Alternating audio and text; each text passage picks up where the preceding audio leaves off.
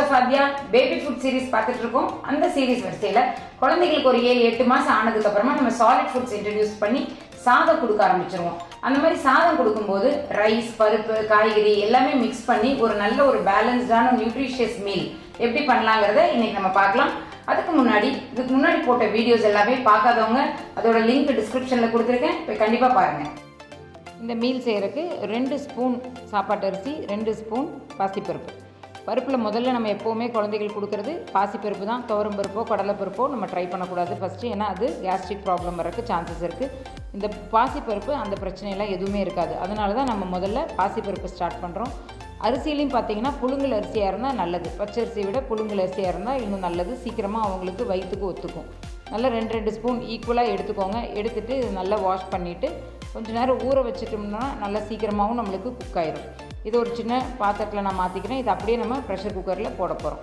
அதுக்கப்புறமா இது கூட நான் ஒரு வெஜிடபிளும் சேர்த்த போகிறேன். இன்றைக்கி நான் போட போகிறது வந்து அரசாணிக்காய், மஞ்சள் பூசணிக்கான்னு சொல்லுவோம், எல்லோ பம்ப்கின். இது சின்ன சின்னதாக சாப் பண்ணி இதில் போடுறேன். இது நல்ல விட்டமின் ஏ ஜாஸ்தி இருக்கிற இந்த வெஜிடபிள். இதுவும் நம்ம குழந்தைகளோட ஐ சைட்டுக்கு ரொம்ப நல்லது. அது மட்டும் இல்லாமல் நல்ல ஓவரால் டெவலப்மெண்ட்டுக்கு இந்த பேலன்ஸ்டு மீல் ரொம்ப ஹெல்ப்ஃபுல்லாக இருக்கும். இது கூட வந்து நல்லா பாருங்கள், இந்த மாதிரி அளவான அளவு தண்ணி விட்டுக்கோங்க. தண்ணி நிறைய ஊற்ற வேண்டாம், அளவான அளவு ஊற்றிட்டு கொஞ்சோண்டு உப்பு போடுறேன். அதுக்கப்புறமா பெருங்காயத்தூள் நல்ல ஒரு மணமாகவும் இருக்கும்.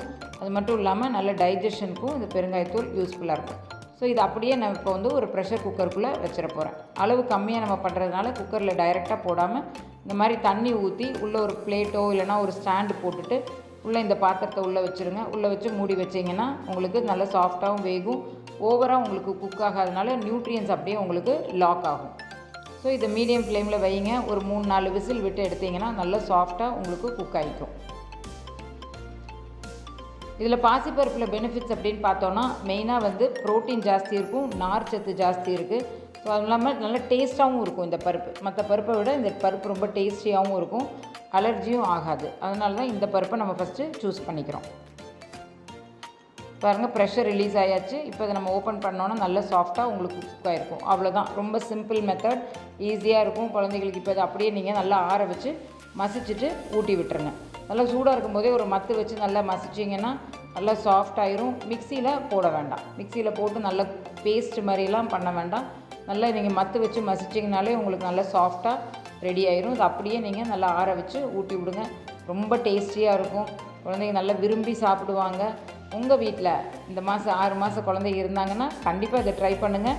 எப்படி வந்துச்சுன்னு எனக்கு கமெண்ட் செக்ஷனில் சொல்லுங்கள். தேங்க்யூ.